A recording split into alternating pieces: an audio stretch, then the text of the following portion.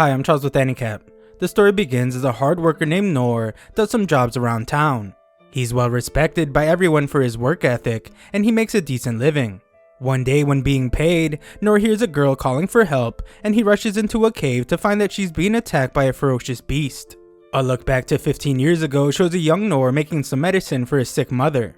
The hardworking Noor gets ready to bring in the goats, so his mother reminds him not to go beyond a certain rock. His mother is clearly very sick, so Noor plans to go make her some more tea, but his mother stops him. She apologizes for not being able to do anything for him, and she tells Noor to live the life he wants. That night, Noor makes dinner, but he's terrified when he finds that his mother passed away. Noor puts his mother to rest the next day and begins learning how to live life all on his own. Noor's life is filled with responsibility, but he has no one by his side. One night, Noor finds a book, and it triggers a memory from when his father used to read to him. This story in particular was about an adventurer that slayed a dragon with his friends. He learned magic spells from a sorcerer and broke a curse that was cast upon a forest. The adventurers group was highly respected as they always raised their swords and struck down evil for the sake of their friends. Noor is still in awe of this adventurer, and he remembers how his mother told him to live the life he wanted to live. One day, Noor decides to leave town for the first time ever, and he declares that he will become an adventurer. Noor says goodbye to his deceased parents and exits the barrier protecting his home. After days of traveling, Noor is amazed by the sight of the gigantic royal capital. He enters it for the first time ever and marvels at all the people there. He is especially amazed by one guy that looks like an adventurer, and he eventually arrives at his destination. It's the Adventurers Guild that the guards at the front gate told him about, but the clerk tells him to leave as it's not a place for kids. He tells Noor to go back to his parents, but Noor reveals that they both passed away. The clerk warms up to him a bit and explains that those wanting to register at the Royal Capital's Adventurers Guild must first take lessons at the Royal Training Schools. He suggests that if Noor really wants to become an adventurer, then he must acquire some skills first. Noor hears that this means stuff like magic and the art of the sword, so he gets excited to go to the schools. Heroes in storybooks are strong enough to defeat dragons as big as mountains with just one strike, so Noor is eager to learn how to become a hero. Noor attends the School of Heroes, but he can only watch as his classmates begin unlocking their magical powers. Noor's instructor eventually grows tired of waiting for Noor to unlock his powers and tells him that continuing to try would only be a waste of his time. The only thing Noor has learned to do is parrying to evade an attack. The instructor thinks that Noor should choose a different path, and he suggests that he try a different training school. Noor does and arrives at a school for warriors. Warriors risk their lives as shields for their friends, so Noor finds some optimism because that is pretty close to being an adventurer. Warrior training is incredibly grueling, but even after a few months of training, Noor's physical abilities only improve slightly. The instructor warns that he will lose his life if he continues to push himself, so Noor is told to try hunter training instead. Unfortunately, Noor is told that he is terrible with delicate weaponry, so he tried thief training instead. He isn't suited for that either though, so he tries magic training. Noor is only able to create the tiniest flame even after months of training, and Gandalf is shocked because it's rare to see people as incapable of using magic as Noor is. Noor's last attempt is to become a cleric, but he can barely manage to heal scratches after months. The clerk is shocked to hear that Noor couldn't learn a single useful skill after spending 3 months training at each school, and he unfortunately tells Noor that he cannot register as an adventurer. The discouraged Noor realizes that he is no prodigy and returns home. He is more sure than ever that he has no talent. However, this does not stop the spirited Noor, and he declares that he just needs to train much harder. Noor makes his own sword and remembers what his sword instructor told him. He said that if Noor practices one skill repeatedly, he might be able to master a new skill. Parrying was the only real skill he acquired from training, so he decides to train it morning, noon, and night for as long as he can. 1 year passes and Noor has increased his parrying skill so much that he can now evade 10 swords in one breath. He doesn't have any new skills yet, but his parrying has improved immensely. 3 years later, Noor is now able to evade 100 swords in one breath. However, he still doesn't have any new skills, so Noor determines that he has no chance of ever becoming an adventurer. Noor continues training though, eventually destroying his sword and seeing a light in his hand. Noor is incredibly determined and decides that he needs to train even harder. 10 years later, Nor thinks about how he is trained every day without fail, and he can now parry 1,000 wooden swords. Unfortunately, he still has not achieved any new skills. Nor decides to try and become an adventurer one last time and heads back to the capital. At the guild, the clerk sees that he only knows the weakest skills.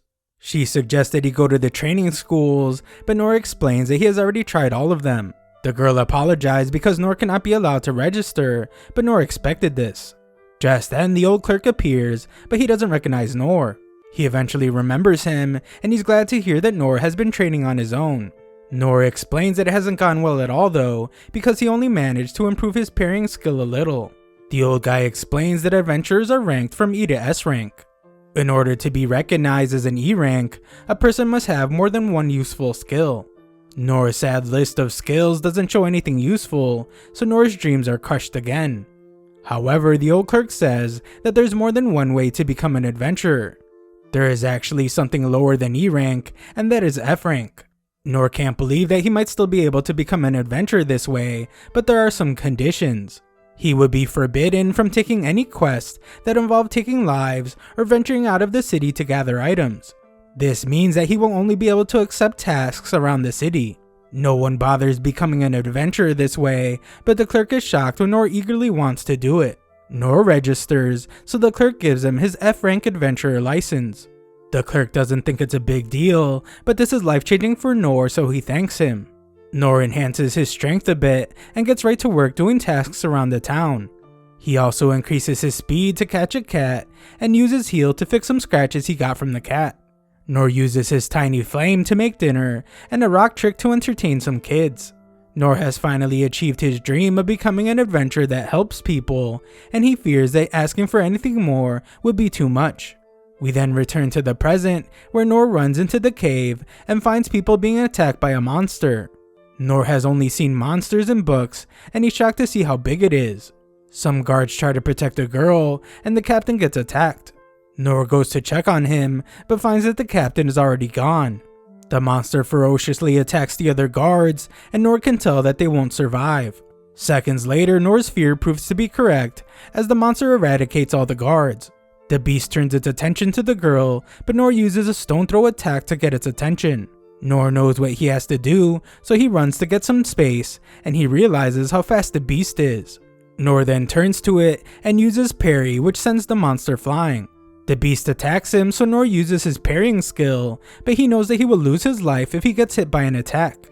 Nor's plan is to wait for an opening so he can counterattack, but he remembers that that won't work because he doesn't have any attack skills. Nor sees that the girl still hasn't run away, and the monster seems to be attracted to her ring.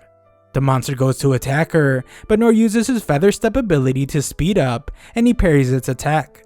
His sword shatters, but Nor declares that even if he can't become an adventurer hero, he wants to at least be able to protect this girl. Nor remembers how his father said that adventurers raise their swords to strike down evil for the weak, and he prepares himself for the monster's attack. Nor then uses parry with perfect timing to stop the beast's attack, and Nor's parry slices the monster's head right off. Nor realizes that he would have been a goner if the monster was any bigger, and he now knows how unrealistic it would be for him to travel the world and go on adventures at his current level. The girl thanks Nor for saving her life, and she would like to know his name. Nor simply says that he is no one important and leaves. That night, Nor thinks about how one monster who wasn't even a demon was such a problem for him. He shakes uncontrollably and once again determines that he must continue to train harder. A look back in the cave shows the aftermath of Nor's battle against the beast. A knight apologizes for not being there to protect the girl Lynn, but Lynn says it's okay because there's no point in having an escort for the trials for the right to the throne. It was Lynn's decision in the first place, and she apologizes to the knight named Enos for making her worry. Lynn's brother Rain learns about what happened, and he wonders if someone summoned the Minotaur to the city. It is a demon that resides in the abyss, the deepest layer of the dungeon, so someone had to bring it to the surface. Darken the Knight agrees with him, and explains that the source is thought to be a ring found on the corpse of a merchant at the scene. Some old mage analyzed the ring and found that it has a very high quality stone that would not be found on the market. The crest left on the stone indicates that the ring originates from the magic empire of Deritus. This isn't the first time they have been antagonized by Deritus. This time, a monster was summoned, and Princess Lin was bound by a barrier, so they realized that they must be careful. Derridus not only wanted to eliminate Lin, he is also after the kingdom's most valuable resource, the relics of the Dungeon of the Lost. Rain decides to change topics to the mysterious man that saved Lin.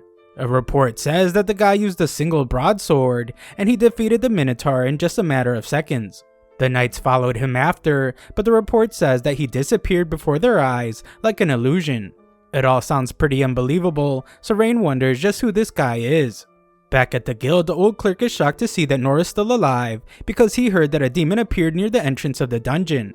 It was a demon like they have never seen before, and they couldn't find Nor afterwards. Nor thinks about how he was busy getting away from a strange group of people following him, but he just tells the clerk that he was tired and went home. The clerk explains that Nor is really lucky that he didn't bump into the demon. The clerk used to be an A rank, but even he would have lost his life if he encountered the beast. Nor assumes that the clerk is talking about a different monster than the one he fought, because his was actually just a big cow monster, not a demon. The clerk explains that a mysterious man defeated the demon with one blow, and the clueless Nor is amazed that there are outstanding people like that out in the world. The clerk pays Nor for his work, but wonders why he isn't more interested in taking a proper job. Nor has no clue what he's talking about, so the clerk once again has to explain to him that there's a way Nor can earn 30% more without the clerk taking a cut. Just then they are interrupted as Lin appears, and the clerk is shocked to see her. Lin is glad to have found Nor using her long distance detection skill, and she apologizes for doing so, but explains that she just had to meet him. Nor assumes that she has thief skills, but she explains that her focus is magic, and she also has knowledge of all 6 skill systems. Everyone is staring at them, so she would like to speak outside. The clerk is uneasy though, and wonders what kind of trouble Nor got himself into. Lin explains that talking outside would be better because there are less people there, and no one will be able to eavesdrop on them when she uses her soundproofing and concealment spell.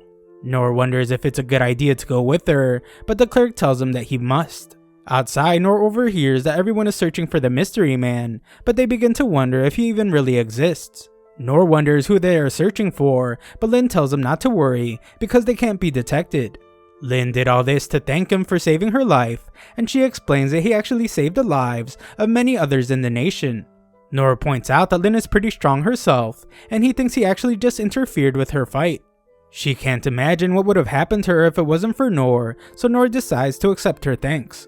Lin wants to compensate him with her deepest gratitude, but the humble Nor says it's not necessary. Her father even wants to thank Nor personally, but Nor also says that's going too far. Lin explains that she's a person of high status, so she must give something to the person she owes her life to.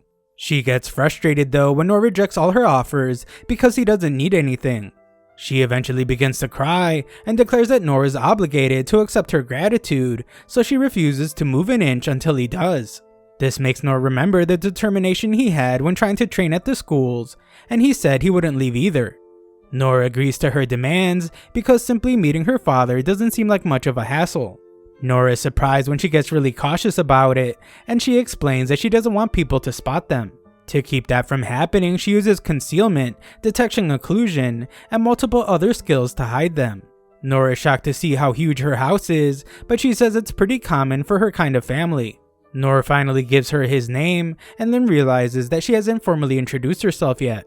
Her name is Limburg Clays, and she goes as Lin when she is adventuring. Nor can't believe how gigantic her house is, so he assumes that she's some kind of aristocrat. Lin asks Enos where her father is, and Enos explains that he's speaking with Rain. Lin explains that Nor is her special guest, and he is the one that risked his life to save hers.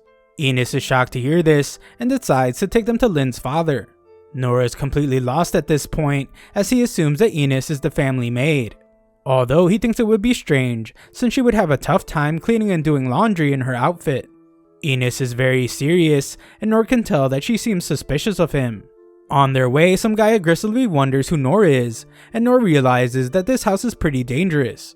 This guy's name is Gilbert, and Enos tells him that Nor is their special guest. Gilbert realizes that this is the guy everyone is looking for, but he doesn't think that Nor looks very special.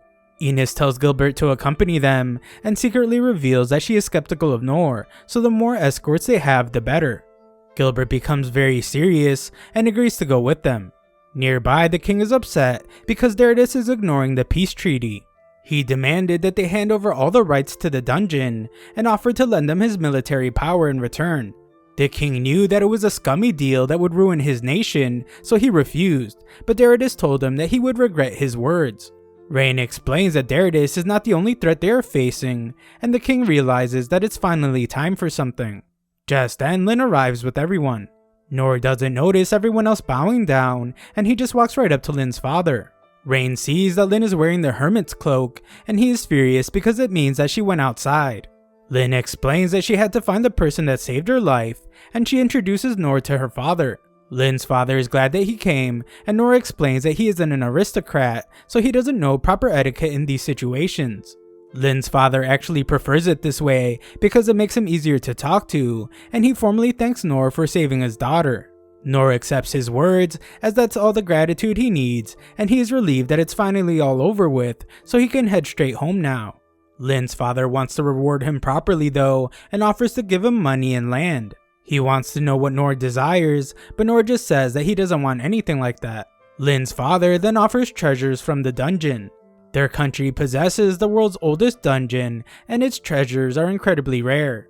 All the items found in the dungeon are stored in a treasure hall, and he offers to let Nor take half of the items stowed away in there.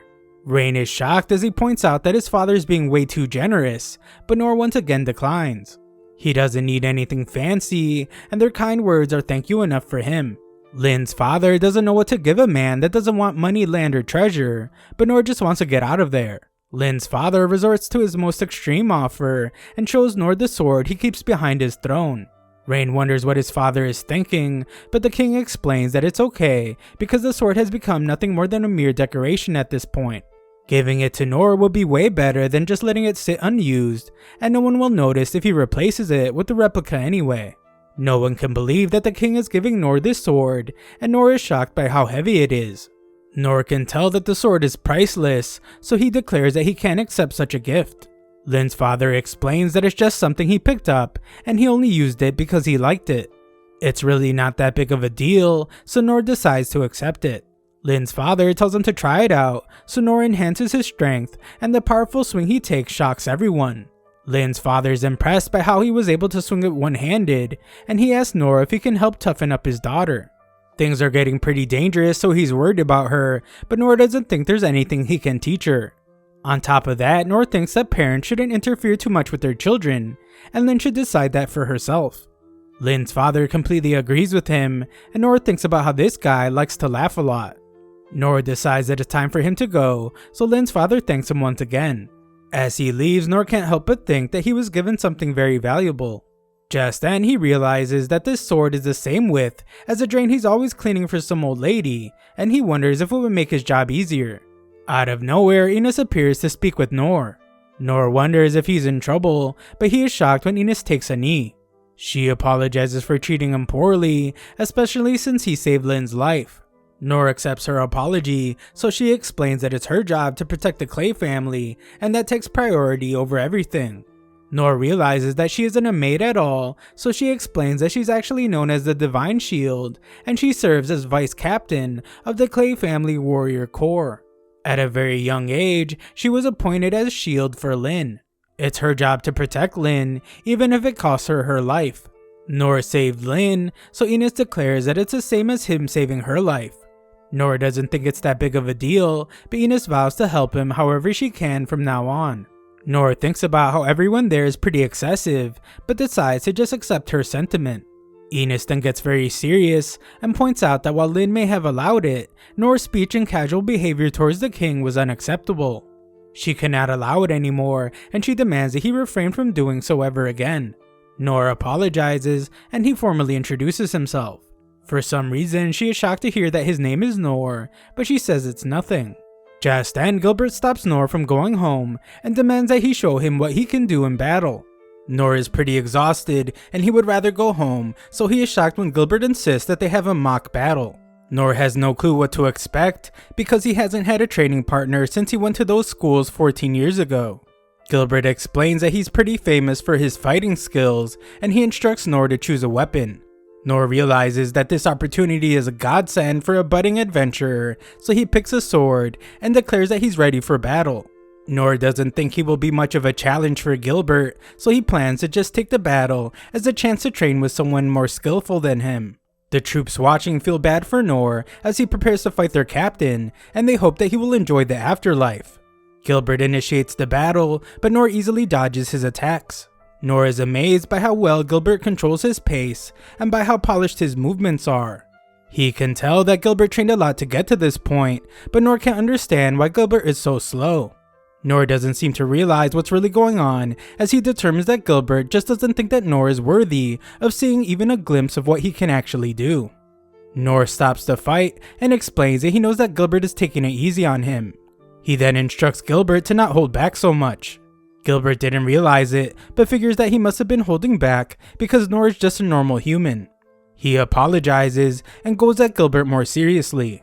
Nor can tell that Gilbert is much faster now, and what's even more impressive is that Gilbert is leaving himself wide open after his attacks. Nor doesn't even consider that he isn't doing it on purpose, and just assumes that Gilbert is doing it to lure him in. Gilbert gets frustrated as he can't land an attack, but Nor thinks that Gilbert just isn't taking him seriously. Gilbert decides to show him a different move that changes mid-attack, but Nor easily avoids it as well, and he thinks about how it wasn't even close to hitting him. Nor tells Gilbert that he can speed up more, but he finally begins to wonder if Gilbert's already giving it his all. He thinks about all the solitary training he did, and begins to consider that he might actually have gotten stronger. Nor begins to think that he might actually be able to win, but Gilbert interrupts his thought as he uses an incredibly powerful attack. Gilbert is shocked though when the dust clears and Nor is no longer there. Nor just tells Gilbert that he wins the mock battle, but this just horrifies Gilbert. After Nor leaves, all the troops wonder how someone could have avoided their captain's Drawgrave attack. They rationalize it by saying that the wind force from the wide-tip practice spear Gilbert was using sent Nor flying. And if Gilbert was using a battle spear, then Nor surely would have lost his head. They know that someone with Gilbert's talent is 1 in a million, but Gilbert is pretty upset. He thinks about his past and how natural it felt the first time he held a spear. The more he trained, the more he polished his technique, and the more strength he gained. Gilbert went from village to village defeating all their strongest fighters, searching for someone that could defeat him. Gilbert had already defeated everyone in the royal capital, so he was hoping to find some great fighter in a random village. The nation was close to starting a war, so it was recommended to him that he return to the capital to search for groups that are assembling their power.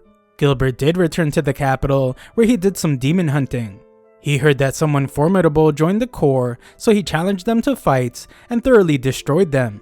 Gilbert was just becoming more frustrated as he wondered if there was really no one that could challenge him. Gilbert was growing tired of all the weaklings surrounding him, and he was getting really bored. One day, his instructor informed Gilbert that he had received the same title as him, but Gilbert didn't care. He was still bored, so the instructor wondered what Gilbert thought of Enos.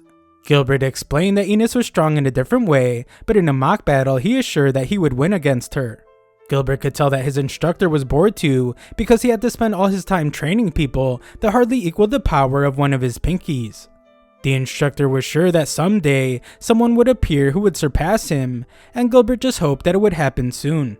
Gilbert now thinks about how Nor was the man that defeated a minotaur all by himself. Gilbert wanted to know what kind of person could do that, but now he realizes that Nor makes no sense. Nor was really discourteous in front of the king, and he showed no interest in the most lavish gifts. He didn't seem like the kind of guy who could take down a monster on his own, but their battle showed him something different. Nor telling him that he could speed up made Gilbert go at him with full force. Gilbert has always known that using his most powerful technique on someone would result in them losing their life, but it was the only way that his spear would be able to land on Nor. Gilbert had no clue what happened when Nor didn't get hit by his attack, and for the first time in a head-on battle, Gilbert was thoroughly defeated. What's even worse is that Nor surrendered, and it seemed to be because he didn't want to embarrass Gilbert in front of his subordinates. What's even more humiliating is how casually Nor told him that he hoped they would meet again. After Nor left, Gilbert was shocked to see huge cracks in the ground because he didn't even notice when Nor did that. Regardless, Nor evaded his attack while he was using his full strength, so he becomes happy because things are finally getting exciting. Back with Nor, he realizes he was being foolish by thinking that he was getting stronger. He used strength enhancement and feather step, but he determines that he was only able to evade Gilbert's attack because Gilbert held back just enough so he could get away. He's glad that Gilbert showed him how weak he really is, so Noor is once again determined to get stronger. Noor goes back to doing his low-ranked tasks, and he is amazed by how well his new sword can clean a drain. It even gets the most stubborn gunk at the bottom, and Noor determines that his new sword really is amazing. He's glad that his ditch cleaning job is going well because it means that he can stop his soil hauling job for a while. Noor has this great sword now, so he just wants to be useful to people. He thinks of some different ways he could use the sword, but they all have their own problems. When it comes to abilities, the best Noor can do is light up his finger a little bit. Even though he trained at so many schools, he could only acquire skills of the lowest level. Just then, Lin appears, and Noor remembers that he's supposed to be more formal in front of royalty. She doesn't like it though, so she tells him to stop, and reveals that she has a special request for him. Lin then declares that she would like for Noor to accept her as his page.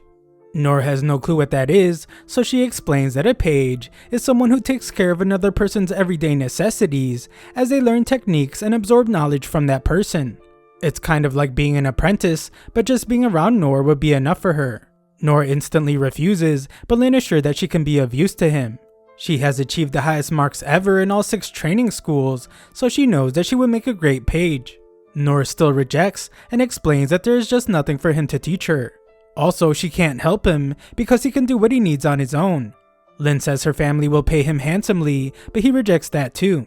She then offers to be his assistant, but he doesn't need her for that either. She proves herself with a grand display of magic, and she declares that it was the highest levels of magic skills that she can use. She then shows off her Mistblade attack and instantly slices an entire tree in half. She explains that it's a technique from the Thief class, but that isn't all. She then uses her Divine Slash, and it's incredibly powerful. She reveals that it's the Sacred class skill of a swordsman. Lin is disappointed when Noor rejects her again, and he wonders if she has him mistaken for a person who's worth learning from. She just proved how talented she is, so Noor almost feels pitiful compared to her. All she has done is prove even further that there is nothing for Noor to teach her. Lin is very determined, so Noor tries to think of how he can make her understand. He has nothing to teach her, so he decides to just show her. Lin demonstrated all her amazing abilities, so Noor shows her the extent of his abilities, his tiny flame. As she heads home afterwards, Lin thinks about stories that all the instructors at the 6 schools would tell their students. The stories of the young boy with no talent. The students just took the stories as fairy tales because the idea of such a boy really existing seemed impossible. This boy attended all the training schools at the royal capital, known for their rigorous training, and he completed the full term for each. That alone was unbelievable because even the toughest warriors would give up after 3 days in the 3-month course, let alone a child. That is what she thought as well, until she met Noor. One day the instructor of magic showed Lin something interesting. He showed her how his tiny flame could get bigger. Instructor Oaken explained that depending on the training, even the base level skill Tiny Flame can grow as large as his. It has absolutely no practical use, and for the past 200 years Oaken has just used it for fun. Lin has tried growing her tiny flame herself countless times, but she can never make the flame even a tiny bit larger. It's clearly not something that can be done easily, and probably requires a devotion to studying for a really long time. This is exactly why Lin was stunned when she saw Noor's tiny flame. It was many times bigger than what the world's greatest sorcerer Oaken had done. It was a tiny flame that far outclassed anything she has ever seen. Noor was ashamed of it and explained that the other 5 class skills he knows are just like this one. Noor doesn't realize it, but all 6 of his class skills are extraordinary. Lin is now ashamed of herself for trying to show off her skills. Noor fended off a demon attack with a basic sword, but he didn't brag about his power at all, and he just quietly went on working for other people. Noor is clearly strong in mind and body, and he never yields to anyone. Lin will soon be in position to rule the nation alongside her brother, so she needs to be strong. That is why she is determined to learn how to be strong the same way Noor is strong. That night, Lin finds Noor again and thinks about how she will follow behind Noor wherever he goes until he recognizes her as his page. This is because the strength that her royal family has been looking for resides within Noor. Back in the castle, Rain is upset about his father giving the Black Blade to someone of unknown lineage. Rain's father found the sword in the deepest corner of the Dungeon of the Lost. It was an incredibly dangerous quest that yielded the strange sword. The blade is made of an unknown material that is harder than any other. No matter what they tried, nothing could even make a scratch on the sword. Because of this, it came to be known as the Unbreakable Blade. The blade was already pretty beaten up when it was found, so it made everyone question what kind of powerful force could have made it look the way it does. The sword has unthinkable value, so Rain can't understand how the king just gave it away like he did. Rain changes his way of thinking though, and realizes that there is a sense of unrest hanging over their country. In all likelihood, Rain determines that his father must be counting on Nor for some reason. Nor is the man that defeated a Minotaur all alone and saved Lin's life, so it's possible that he might be a secret weapon for something coming in the future. Elsewhere, we find Nor with Lin. He wonders if it's okay for a princess to just be out like this, but she points out that she's an adventurer first. Lin refers to him as her instructor, but Nor wishes she wouldn't. Nor's attempts to clear things up have failed, and Lin just keeps following him everywhere. Nor plans to get some work from the guild, that way she will eventually see how simple of a person he really is. At the guild, the clerk wonders why Nor is with the princess, but Lin tells him to call her by her name because she is an adventurer right now. The clerk realizes that he shouldn't stick his nose into the business of others, and Nor explains that they're looking for a job that requires 2 people. Lin is a silver B rank, so if the 2 of them form a party, then they can take a goblin hunting job just outside the capital. Nor is shocked by this because goblins are the monsters that adventurers use to put their skills to the test. Nor can't believe that he'll be able to take a job outside the capital, but he feels bad for taking advantage of Lin's adventurer rank. This would be especially bad because he has only tried to get rid of her this entire time. Nor wonders if she would really be okay with it, so Lin excitedly says that she would be honored to form a party with him. Nor feels a bit of shame, but he gets over it because one of his dreams is about to come true. Nor eagerly goes to start the job, but he must quickly return because the clerk hasn't told him anything about it yet.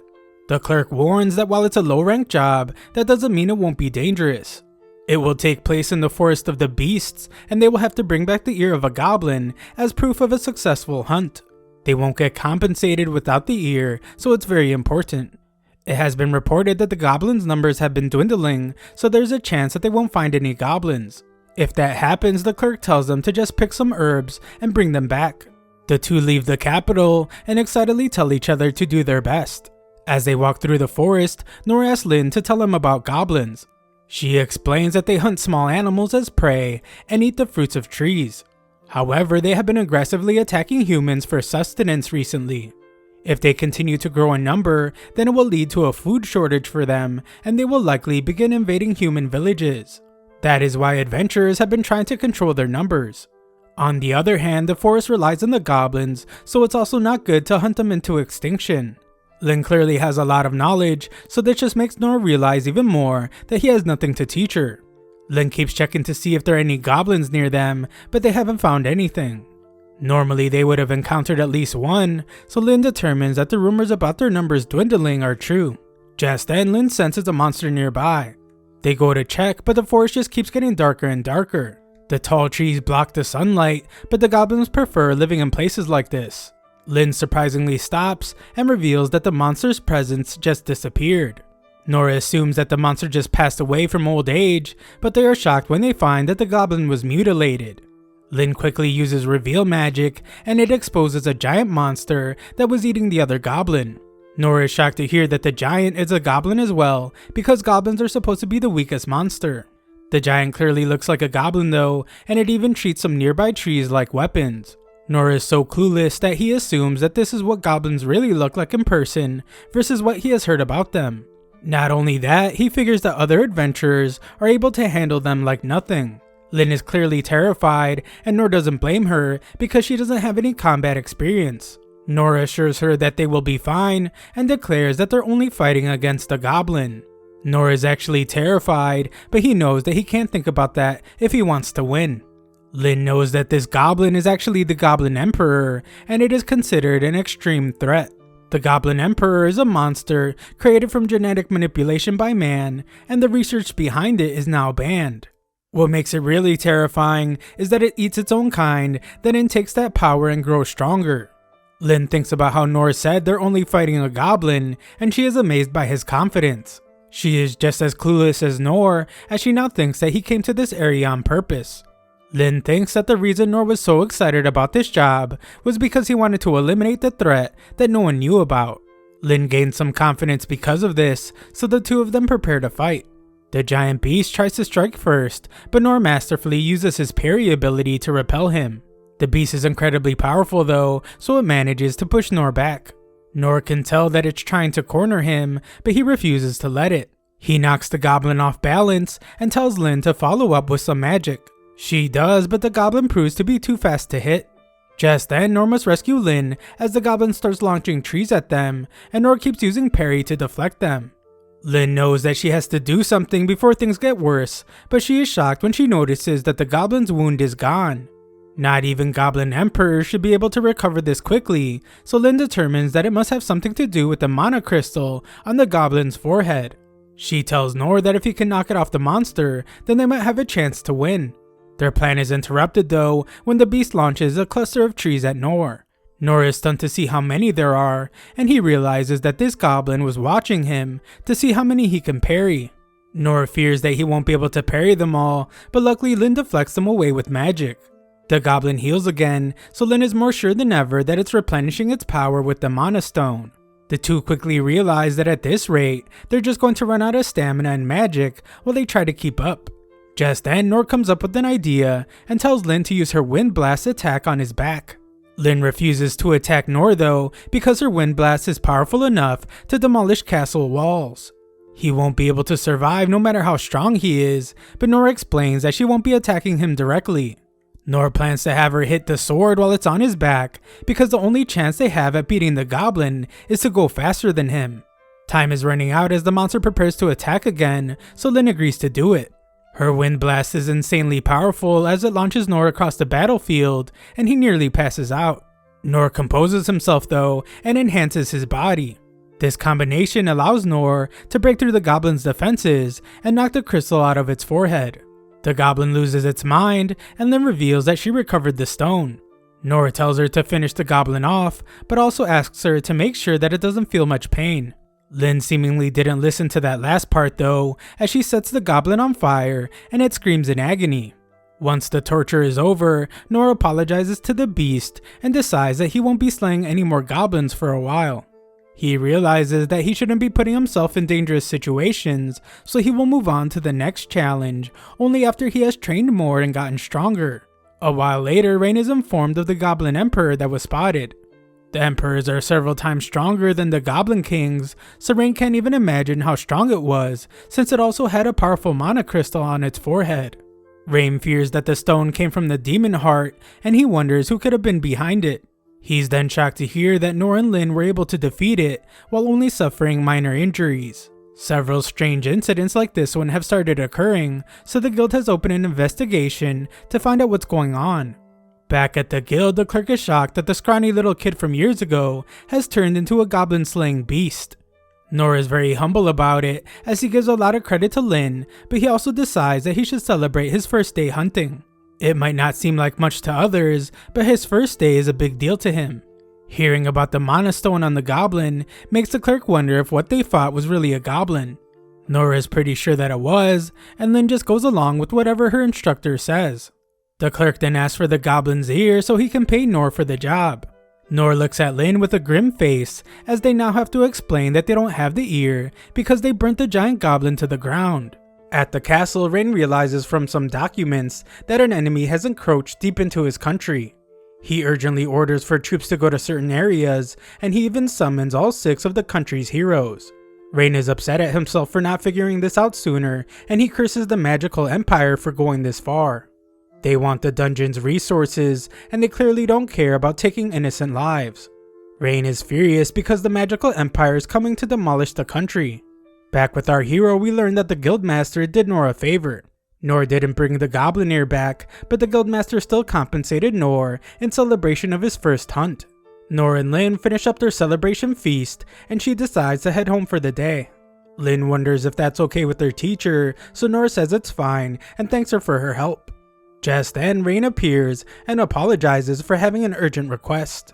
He asks Nor to take Lin to the mountains the next morning and even offers to give them transportation. Rain can't give any details, but Nor can tell that this is serious, so he agrees to help. The next morning, Nor thinks about how the real reason he agreed to go on this journey was so that he could finally see what it's like to be on a carriage. Nor has never traveled away from the capital, so the traveling is more precious to him than the money he's being paid to take Lin. He's also really excited because soon he will even be able to travel to different countries. Nor can tell that Lin is uneasy, so he tells her to enjoy the scenery with him. He then thinks about how his dream is to become a normal adventurer and journey on his own. Lin apologizes for Nor having to take her, but he just says that he owes her for helping him with the goblin anyway. A look back shows that Rain instructed them to head towards the mountains and wait for a while. If nothing strange happens, then they will proceed to a place called Mithra. Lin hopes that nothing will happen, so Enos tells her not to worry because she is there. However, we learn that Enos has secret orders from Rain. He warned that the royal capital would fall into crisis very soon. If she receives a report that the capital has been destroyed, then she will have to take Nor and Lin to Mithra. Enos refused to leave the capital during an emergency, but Rain reminded her that her main duty is to protect Lin. Enos apologizes for Nor getting caught up in the situation, but he still just thinks of it as a simple trip. Nor can tell that she is worried about something, so she explains that protecting him is another one of her responsibilities. She tells him not to worry about anything, but the laid-back Nor isn't worried at all. Nor intends to protect himself if anything happens, and he is confident that he can run away if needed. Nor is then shocked to hear that Enos has a shield, even though it doesn't look like it. Enos reveals that it's actually a shield of light, and she instructs Nor to hide behind it if anything happens. This shield is incredibly strong since neither weapons nor magic can get through it. Nor then thinks about the guy he fought at the castle, but he can't remember his name and just calls him Armadillo. According to what Lin told him, Armadillo is so talented that he was able to bring down a dragon on his own. Enos is clearly just as strong as that guy, so Nor assumes that they're on a whole nother level compared to him. Nor compliments her, so she explains a bit about her past. She was taken into an orphanage when she was young, and this was when she first realized that there was a mysterious power within her.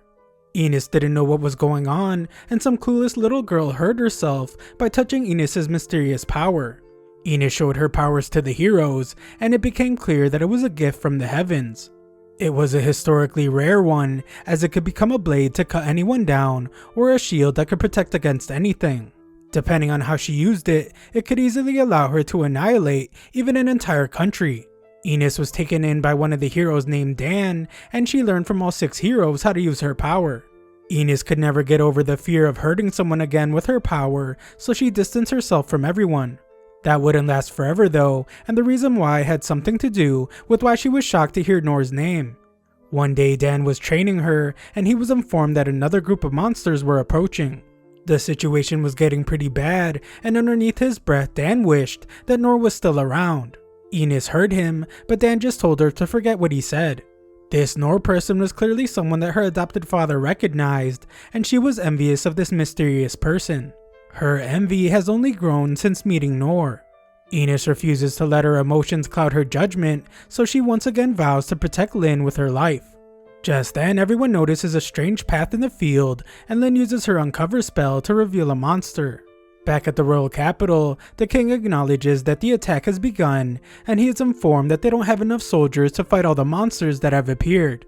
Rain takes charge and comes up with a plan to combat the monsters and evacuate the citizens.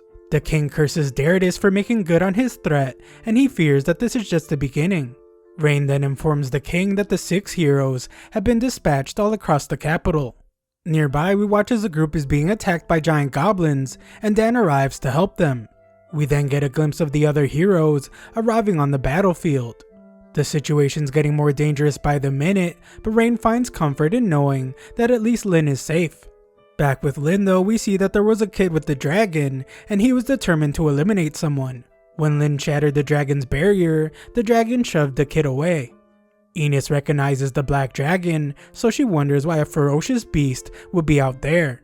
Enos tries to stop Nor as he springs into action, but it's too late as he confronts the dragon. Nor fights off the beast, but Enos points out that the kid Nor is protecting was already with the demon before they arrived. A look back shows Rain telling Lin about demon folk.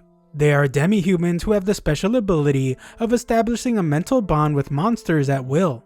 According to Rain, they are closer to monsters than humans. These demi-humans manipulated powerful monsters, and they nearly destroyed the city of Mithra, so they were hunted by humans. They were thought to be extinct, but it seems like their descendants are somehow still around. Rain warned Lynn to run if she ever saw one, because they surely have a serious hate for humans. Enos is sure that this kid is manipulating the dragon, and was probably planning to bring the vicious beast to the royal capital. She explains that the kid seemed to lose control of the dragon when the barrier broke, and Enos is shocked that Nor rushed in to help without thinking twice. Enos is angry though, as she thinks he's being foolish, and she wonders who he thinks he is. Lynn thinks they should help him, but Enos surprisingly refuses to help Nor. Nor continues to fight, but he calls this thing a frog, and thinks about how it's not nearly as strong as that goblin he fought. Nor's plan is to hold on until the girls arrive for backup, but the beast prepares an energy blast. The kid will get hurt if he dodges, so he attacks the monster instead. Something terrible happens though as black liquid starts coming out of Nor's body, and Enos explains that this is the true horror of the dragon. Nor can instantly tell that he's been afflicted by poison, and now he can't move his body. This dragon eliminates everything it comes into contact with, which is why it's called the Black Death Dragon. Lynn tries to help Nor when the dragon goes to attack again, but Enos stops her because an even bigger poisonous mist is coming. Lynn demands that she let her go, but Enos declares that her duty is to protect her at all costs. If she can hold back the dragon's attack somehow, then at the very least, Lynn will be able to escape. Enos then declares that Lynn's survival is the only chance they will have to revive the kingdom. Lynn still tries to argue with her, so Enos explains that even just one breath of the poisonous gas is fatal, and even the hero of healing wouldn't be able to save Nor. The dragon unleashes its poison, so Enos protects Lynn with her shield and promises to keep her alive. Lynn's purification isn't working, and birds begin to fall from the sky. Enos apologizes to Nor because she originally wanted to protect anyone in danger, but her duty to the kingdom must come first. Just then, the girls are startled when a dragon claw falls in front of them. They can't understand what's going on, and they are shocked when they see that Nor is still fighting the beast. Nor is in really bad shape, and Enos wonders if this determination is why Dan wished that Nor was still around. Enos realizes now that Nor isn't foolish at all. He is actually the exact kind of person she always looked up to and chased after, doing whatever it takes to protect someone and being a true shield. Unfortunately, it seems like Nor is at his limit, and this is proven to be true when the next attack from the dragon sends Nor crashing to the ground. Surprisingly, Nor is relieved for some reason, and he says that he will be able to make this work out after all. Thanks for watching my recap. Subscribe to the channel to help us reach 700,000 subscribers.